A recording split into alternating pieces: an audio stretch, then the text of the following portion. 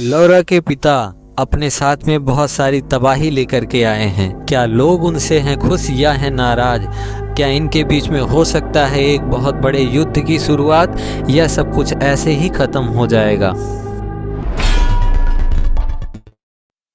लौरा उसे अपने शरीर से चिपका लेती है और अपने हाथों को हिलाती है। यह सारी चीजें उसके समझ में नहीं आ रहा होता है। तभी वहां पर उसके हाथों से कुछ रेसे जैसा निकलती हुई एनर्जी दिखाई देती है। वह सरप्राइज हो जाता है और तभी वह अपना हाथ उसके सीने पर रखती है और वो एनर्जी उसके माथे पर जाकर लगने लगती है और कहती है, इसे लो और कंट्रोल करो। अब तुम एक खाली पेज के बारे में सोचो। और वह ऐसा ही करता है और हमें काफी बड़ा खाली पेज एक दिखाई देता है। और तभी वह कहती है कि तुम्हारे सामने है जो तुमने अज्यूम किया। तुमने देखा तुम कितने ज्यादा पावरफुल हो, एक इतना बड़ा पेज क्रिएट कर दिया। तुम्हारे अंदर बहुत ज्यादा ताकत है और सारे इंसानों के अंदर होती है, लेकिन वह उसे समझ नहीं पाते हैं। लेकिन तुम अब जान गए हो और तुम इस पेज पर कुछ भी लिख करके कुछ भी बना सकते हो। और यही जो यहाँ पर तुम लिखोगे वही तुम्हारी शक्ति में कंसीड हो जाएगा और तुम अपनी जीत को यहाँ से डिसाइड कर सकते हो। जैकरी उस पेज को देखता है और कहता है कि यह मेरी शक्ति से हुआ है, लेकिन यहाँ पर कुछ भी नहीं लिखा हुआ है। तो वह बताती है कि तुम बहुत ज्यादा ताकतवर हो, इसी कारण से यहाँ पर अभी कुछ नहीं लिखा है, लेकिन अगर तुम मुझे एक चुम्मा दोगे तो मैं तुम्हें बताऊंगी कि किस तरीके से इसमें लिखना है। और वह उसे परेशान करती है, जिससे वह उसे हटाता है। और तभी जैकरी लिखने के बारे में सोचता है और वहाँ पर एक इमेजिनरी बहुत बड़ी पेंसिल आती है जिसमें वह लिखना चालू करता है। और तभी अचानक वहाँ पर एक ब्लास्ट होता है जो किसी के समझ में नहीं आता और वहाँ पर एक बहुत बड़ी फ्रिज हमें दिखाई देती है और वह परेशान हो जाता है कि ये क्या है। वह समझ नहीं पा रहा होता है। तभी वह कहता है कि ये फ्रिज यहाँ क्या कर रही है। लौरा कहती है कि पहले मुझे एक चुम्मा दो, फिर मैं तुम्हें बताऊंगा। वह कहता है कि क्या मेरी डेड बॉडी यहाँ पर रखी जाएगी? और वह फ्रिज को देखता है, वो काफी बड़ा होता है और दोनों सोचते हैं कि क्या इसे हम खोलें। और वह सोच रहा होता है कि इतनी ज्यादा शक्ति मेरे शरीर में कैसे हो सकती है। और तभी वहाँ हमें लौरा दिखाई देती है जो जैकरी के ऊपर पूरी तरह से फिदा होती है और उसे प्यार करने की कोशिश करती है। तभी वह सोचती है कि कोई दूसरा व्यक्ति होता है तो वो केवल शक्तियों के बारे में लिखता है या फिर ड्राइंग बनाता है। इस तरीके की 3D प्रिंटिंग कोई भी नहीं बना सकता है। इसका मतलब ये कि जैकरी बहुत ही ज्यादा ताकतवर है। वह उसे हिलाने की कोशिश करता है, पूरी ताकत लगाता है, लेकिन कुछ नहीं होता है। अब वहाँ पर लौरा आ जाती है और उसे कहती है कि मास्टर, मैं बहुत ज्यादा एक्साइटेड हूँ, मुझे आप एक और चुम्मा दे दीजिए। और तभी वह इन सारी चीजों के बारे में सोचती है कि इस फ्रिज के अंदर कुछ खतरनाक तो नहीं है। और इसी के साथ में हमें कमरे का दोबारा सीन दिखाया जाता है जहां पर लोग इन दोनों को देख करके बहुत परेशान होते हैं। तभी अचानक से बाहर बिजली चमकती और आवाज आती हुई सुनाई देती है, जिससे जैकरी परेशान होता है, बाहर की तरफ देखता है। तभी हमें बाहर बहुत ज्यादा एनर्जी दिखाई देती है और एनर्जी के साथ में एक ब्लास्ट होता है, जिससे लोग परेशान हो जाते हैं और कहते हैं कि वो आ गया। और तेजी से कुछ चीज नीचे आती हुई हमें दिखाई देती है और अगले ही पल वहां पर बहुत ज्यादा तबाही और जितने भी सुरक्षा बैरियर लगे हुए थे सबके सब तोड़े जा चुके थे। और वहां पर एक आदमी गाउन में चलता हुआ दिखाई देता है और वह सफेद बालों वाला ताकतवर वैम्पायर ब्रंग था। और तभी वहां पर वह बुढ़ा आदमी यानी हाइड आता है और उसे चिल्लाता है कि तुमने मेरे बैरियर को क्यों तोड़ दिया और मेरे इस घर को भी तुमने डैमेज कर दिया है, तुम्हारा दिमाग खराब हो गया है। तभी वह कहता है कि मैंने इसके बारे में सोचा नहीं और मुझे दिखाई भी नहीं दिया। तुम जिसे घर कह रहे हो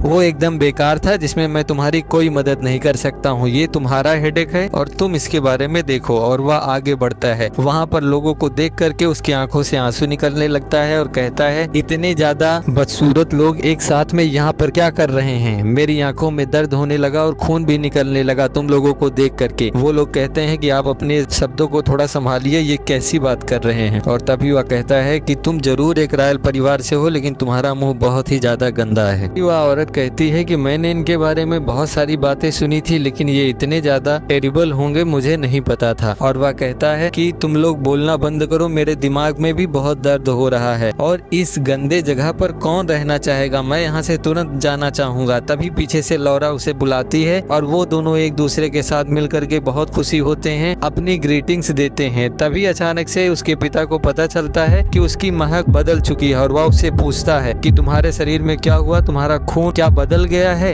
जो इस तरीके की गंध आ रही है तुम में से। तभी वह बताती है कि यह मेरे किंड्रेड का है और वह जैकरी को लाती है और मिलाती है उससे कि देखिए मैंने एक किंड्रेड चुन लिया है, आप इसके बारे में क्या सोचते हैं पिताजी, ये बहुत अच्छा है ना। तभी वह कहता है कि वो मेरे पिताजी नहीं है और वह कहता है कि अच्छा। उसे देखता है और देखने के बाद उसकी दोनों आंखों से खून निकलने लगता है और कहता है ये तो बहुत ही ज्यादा बदसूरत है, क्या हम इसे बदल करके कोई दूसरा किंड्रेड नहीं ले सकते हैं। और तभी उनकी बातों को सुनकर वहाँ पर उपस्थित लोग परेशान हो जाते हैं और कहते हैं कि तुम लोगों का अगर फैमिली ड्रामा खत्म हो गया हो तो हम आगे बात करें। और वह कहता है तुम्हारी बेटी और किंड्रेड ने मिल करके हमारी बहुत ज्यादा बेइज्जती की है और तुम्हें इसकी भरपाई करनी होगी, बिना इसकी भरपाई किए तुम इस बिल्डिंग को छोड़ करके नहीं जा सकते हो। और तभी अचानक से वहाँ पर सारी की सारी बिल्डिंग टूट करके मिट्टी में बदल जाती है और वह बहुत ही तेजी से होता है, किसी को समझ में नहीं आता, चारों तरफ केवल मिट्टी और धुआं उड़ रहा होता है। अब हमें ब्रंग की पावर के बारे में बताया जाता है कि वह सेलेस्टियल लेवल 2 का वैम्पायर है और वहीं वो कहता है तुम लोग बेकार के आदमी हो और यहाँ पर ये फालतू रंडी रोना बंद कर दो। और तभी उनमें से लोग कहते हैं कि तुम केवल 2 ही लोग हो और अगर तुम हमसे लड़ाई करने की कोशिश करोगे तो हमारे पास पूरी आर्मी है और तुम हमें नहीं हरा सकते। इतने में वह मुस्कुराता है और हवा में उड़ जाता है और अपनी छड़ी को जैसे ही नीचे पटकता है वैसे ही वहाँ के पत्थरों में जान आ जाती है और वो भी आसमान में उड़ने लगते हैं। यह सब देख करके नीचे लोग परेशान हो जाते हैं और उसे रोकने के लिए अपनी अपनी शक्ति का इस्तेमाल करते हैं और कुछ भागने का काम करते हैं, लेकिन उनकी शक्तियाँ सारी की सारी बेकार हो जाती है और पलक झपकते ही सारे के सारे जमीन पर पड़े होते हैं। अब सारे के सारे हार चुके होते हैं और वो कहते हैं कि यही फर्क होता है एक नोबल ब्लड और सामान्य वेम्पायर में। एक आदमी ने पूरी की पूरी आर्मी को हरा दिया और वहीं पर हमें दिखाया जाता है कि वो तीनों आराम से खड़े हुए होते हैं और बर्मन कहता है कि तुम चाहे जितना प्रयास कर लो लेकिन तुम लोग कभी भी प्योर ब्लड की बराबरी नहीं कर सकते। अगर संख्या से कुछ होता तो आज तक हम लोग जो जिंदा हैं यहाँ हम कभी नहीं जिंदा होते। इंसान बहुत सारे थे और वो हमें चींटियों की तरीके से मसल देते, लेकिन अब भी हम हैं क्योंकि हम हैं प्योर ब्लड और तुम लोग केवल एक धोखा हो जिसमें थोड़ा सा वैम्पायर का खून है, जिससे लोग परेशान होते हैं और कहते हैं इस बेइज्जती का बदला मैं तुमसे जरूर लूंगा और मैं तुम्हारा केस आगे फाइल करूंगा। उनकी ये सारी बातें सुनकर के लौरा परेशान हो जाती है और उसे बच्चों की तरीके से कहती है कि पिताजी इनको मार क्यों नहीं देते,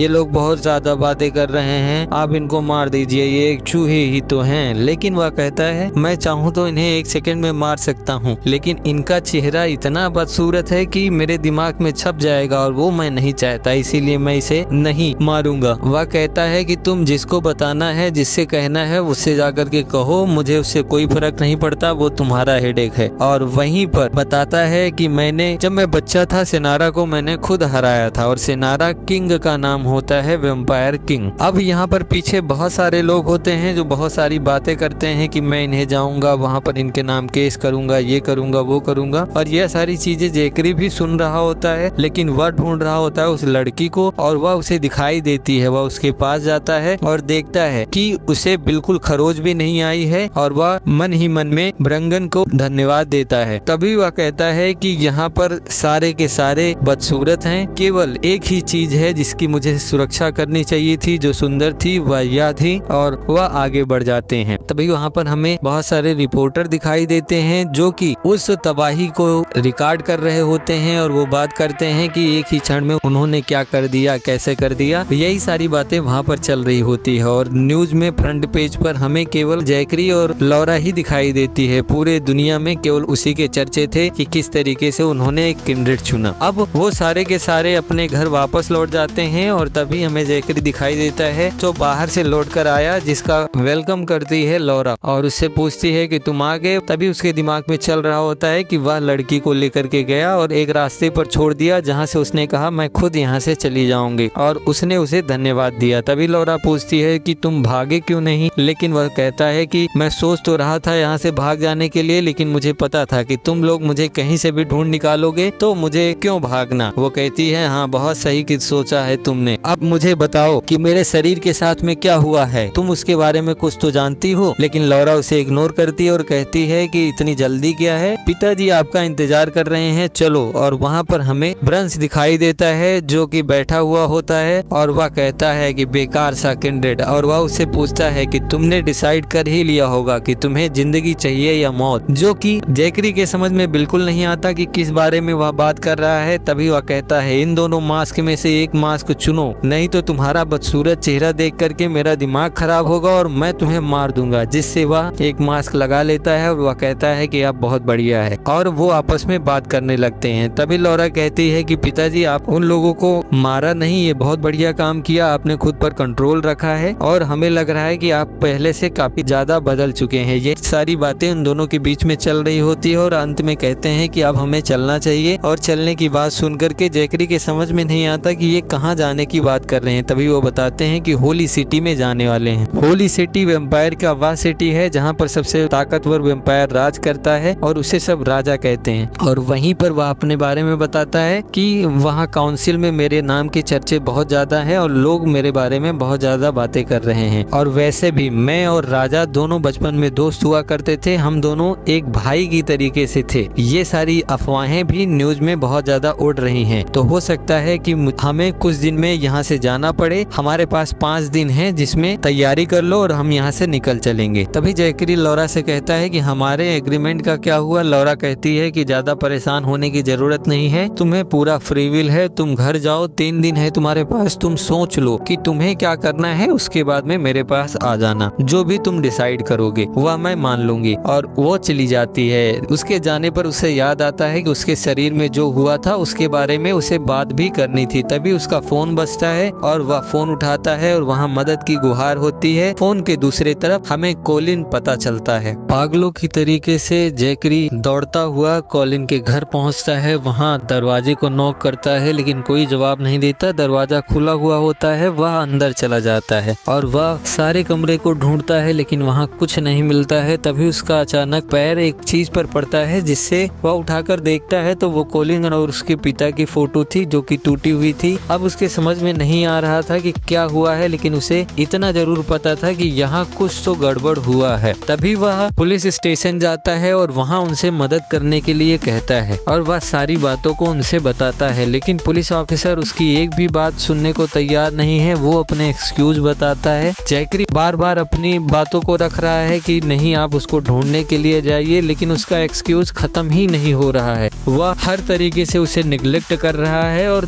बहुत सारी बातें कह रहा है, जैसे कि वो बच्चा है, स्कूल में पढ़ने वाला बच्चा है और वह कहीं सो रहा होगा, कहीं घूमने चला गया होगा, इस तरीके की बातें करता है लेकिन जाने से मना करता है। तभी वहाँ एक औरत आती है और उसे बताती है कि ये नोबेल लौरा लिंगस्टन का किंड्रेड है, जिससे वह डर जाता है और वह उसे रिस्पेक्ट देना शुरू करता है और माफी भी मांगता है कि मैंने आपका सही से स्वागत नहीं किया। लेकिन जैकरी गुस्से में कहता है कि तुम मुझे ये सारी चिकनी चुपड़ी बातें ना बताओ, तुम केवल अपना काम करो और जाओ। और तभी वह लड़की फिर कुछ बताती है जिससे वो परेशान होता है और कहता है सर मैं आपकी बहुत रिस्पेक्ट कर रहा हूँ लेकिन मुझसे यह काम नहीं हो पाएगा। अब जैकरी उससे पूछता है तो वह बताता है कि इस काम में वेम्पायर्स इन्वॉल्व हैं और वेम्पायर के इन्वॉल्व होने पर हम कुछ नहीं कर सकते हैं, वो उनका आपसी मामला है, वो जो चाहें वो कर सकते हैं। जिससे जैकरी बहुत ज्यादा परेशान हो जाता है और समझ में नहीं आता कि वेम्पायर उसको क्यों लेकर के गए हैं। अब उसे डर भी लगता है। वह अपने घर फोन करता है, अपने पिता से बात करता है और पिता उनके सही होते हैं और जैकरी को वो कल डिनर के लिए इनवाइट करते हैं, जिससे जैकरी के मन में थोड़ी शांति आती है और वह सोचता है कि सब कुछ बढ़िया हुआ। इतने में ही वहाँ पर बटलर आ जाता है और बताता है कि हम आपकी फैमिली का पूरी तरीके से ध्यान रखते हैं तो उसके लिए चिंता मत कीजिए। और वह बताता है कि ये छोटी छोटी चीजें होती रहती हैं, चूंकि आप नोबल परिवार के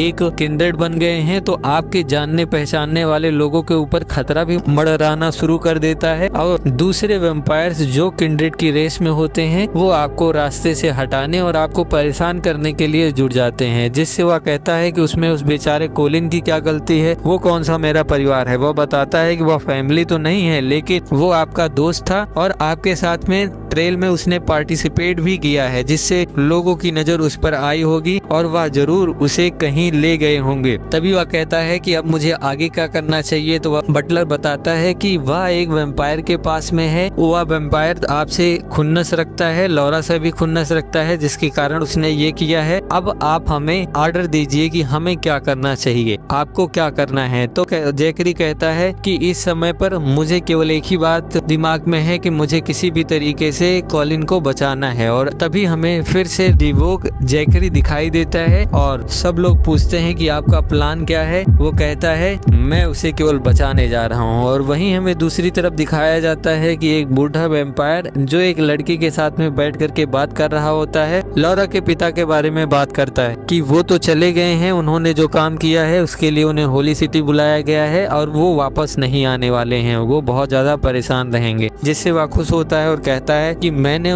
लौरा के लिए बड़ी मेहनत से बहुत सारे किंडरेड को तैयार किया था, लेकिन वो एक चूतिया आदमी को उसने किंडरेड बनाया और हमारी मेहनत पर उसने मूत दिया। इस तरीके की बातें वो उससे करता है। तभी वह लड़की कहती है कि परेशान होने की जरूरत नहीं है, अभी हम उससे बदला ले सकते हैं और कोई भी उसे रोकने नहीं आएगा। तभी वहाँ हमें पीछे एक जमीन पर लेटा आदमी दिखाई देता है जिसे मार रहे होते हैं लोग, और वह लड़की कहती है कि आराम से मारो, कुछ देर इसको जिंदा रखना है। और उसे देख करके पता चल रहा था कि शायद वो कॉलिन हो सकता है। और इतने में वो खड़े होते हैं और वो लड़की कहती है कि आपको आराम करना चाहिए, बहुत ज्यादा परेशानी की बात नहीं होनी चाहिए। और तभी उनका दिमाग खराब हो जाता है क्योंकि वहाँ बहुत सारी आवाजें और एनर्जी उन्हें महसूस होती है। वह पूछता है कि क्या हुआ है सर, तो वह बताते हैं कि बहुत ज्यादा बुरा हुआ है, बाहर बहुत सारे वैम्पायर आ चुके हैं जो कि खतरनाक दिखाई दे रहे हैं। इसी के साथ आज का हमारा एपिसोड खत्म होता है। कल मिलते हैं।